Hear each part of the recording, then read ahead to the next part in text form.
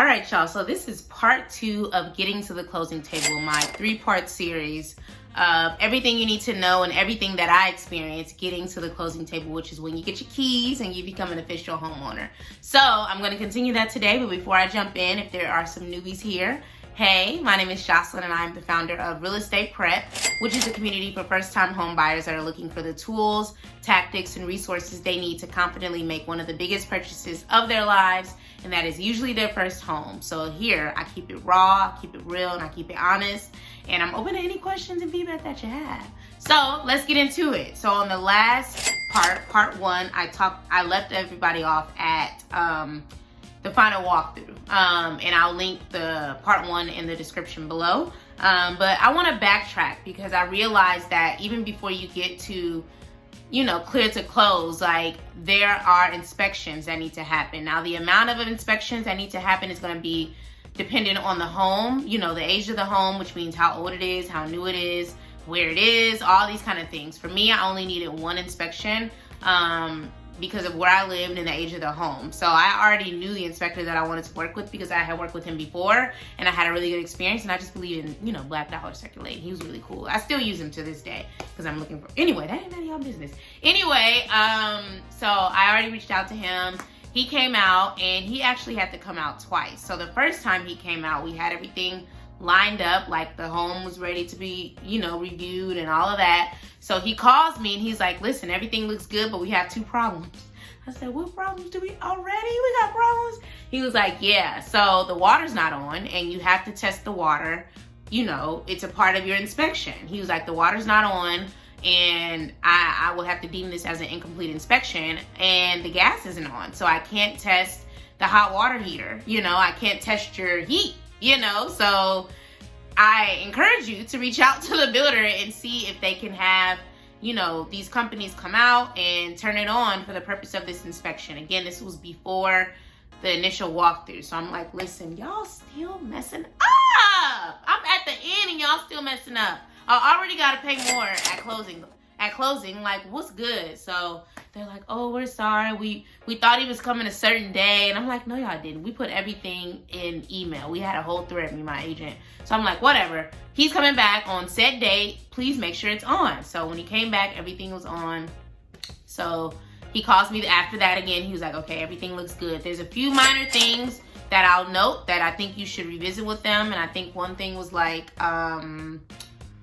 I can't remember. It was too long ago. But basically what he did was, highlighted the things that he felt were urgent, that urgently needed to be fixed. And I think one of them was the positioning of the gas, I'm still new to this, the gas thing on the side of the house. Like he was like technically supposed to be built underground, and it wasn't. So I was just like, you're speaking another language, I don't understand. So I just communicated.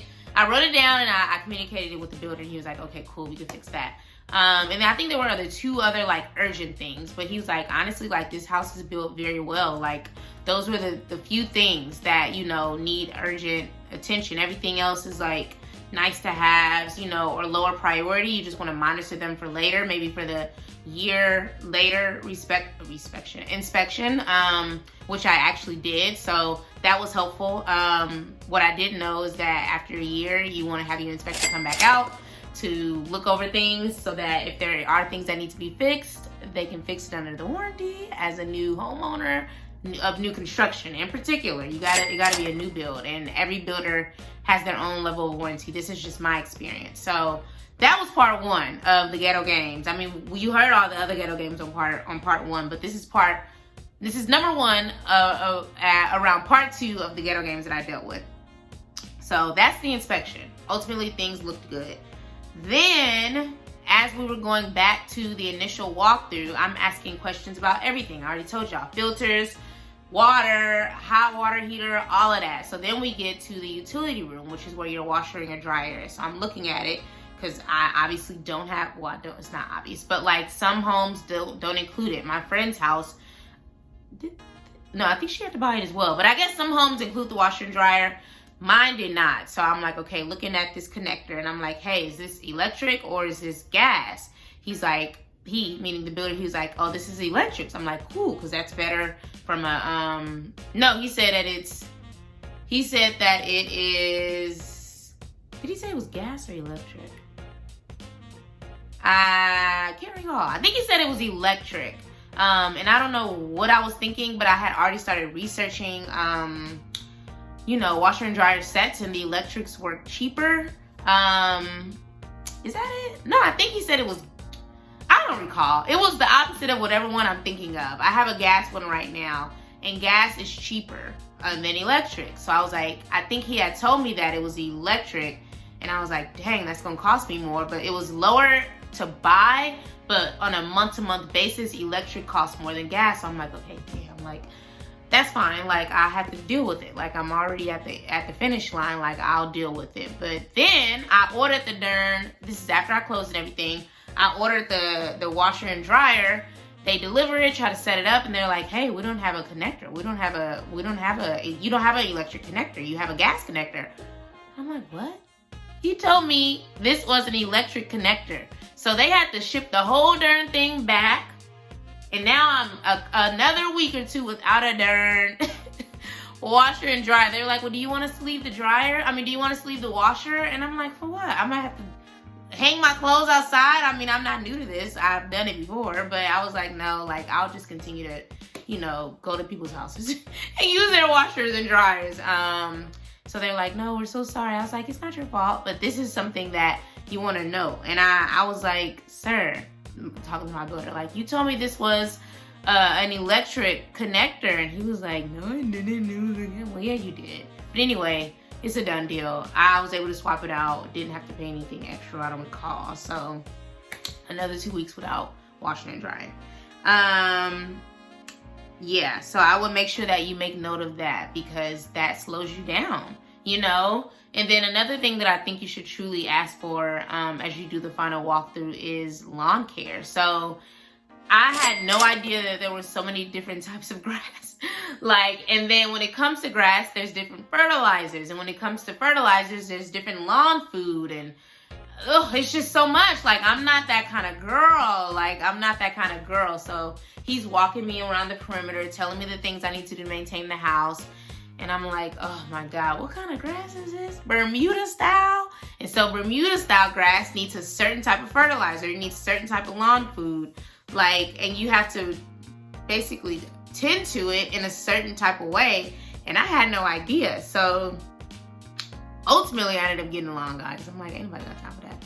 But, you know, all that stuff was stuff that people don't think about. You think about all the stuff that's happening within the house, but the external house matters, especially if you're in a community, because there's a certain thing called HOA, which is Homeowners Association. And I received so many messages from them when I first moved in, because they were maintaining the lawn, because they were still selling in the area, and it doesn't make sense to do some lawns and not others. We were brand new, like we, meaning like me and my neighbors to the left and the right. We all kind of moved in the same weekend. That's why we know each other. But that was what they were doing for like a couple of months as they were still selling the homes around us. And then it just stopped. And I was like, hey, like, y'all not gonna come back and do the lawn? And then they started sending us all messages like, hey, it's now your responsibility to do such and such. And if you don't do it, then we'll have to fine you such and such. And I'm like, okay, so great. You're gonna fine me for not doing my lawn. Perfect. So then I had to figure it out. I found a great lawn guy. My neighbor recommended me to someone. And he's been coming consistently. And he's been complaining that I need to get the darn fertilizer. I ran out. I need to get some more. But this stuff you don't even be thinking about. So he's like, I mean, I can get it for you. And I'm like, no, because you're going to charge me for it. I need to just keep it here just in case you and I break up one day. So that's important. Like, make sure you are observing everything, both interior and exterior of your house. So that is part 2. Again, observe, ask questions, record, ask neighbors for things, ask clarifying questions. Make sure you understand the connectors in your house, if they're gas or electric, or if they're both. That's the ideal situation, you know. Get the inspection. That's point 2. Like, a lot of states don't require inspections, and I don't know why, because if it wasn't for that, I wouldn't have uncovered this whole gas thing that needed to be underground, which was not underground, and that's not safe. So, you know, get the inspection. It doesn't matter if it's required or not. You want to know that the home you're walking into has a healthy report card. That's essentially what it is. And ask your inspector to go. I mean, it's pretty self-explanatory, but the things that you have questions about, just write it down and call them. And if he's a good inspector, he'll explain it to you. He or she will explain it to you anyway. So that's it for part 2. Part 3, I'm going to talk about, I don't know. I'm going to let y'all know what I'll talk about in part 3. I think we'll finally get to the closing table. I know we haven't gotten there yet, but I just thought it was really important to highlight that inspection, as well as highlight, you know, the connectors, because you don't want to end up in the scenario I did of getting the wrong type of, you know, washer and dryer. So I thought that was important to note. Yeah. So thank you for watching. Let me know if you have any preguntas, any questions below. I've linked part 1, and I will release part 3 next. All right. Thank you, guys.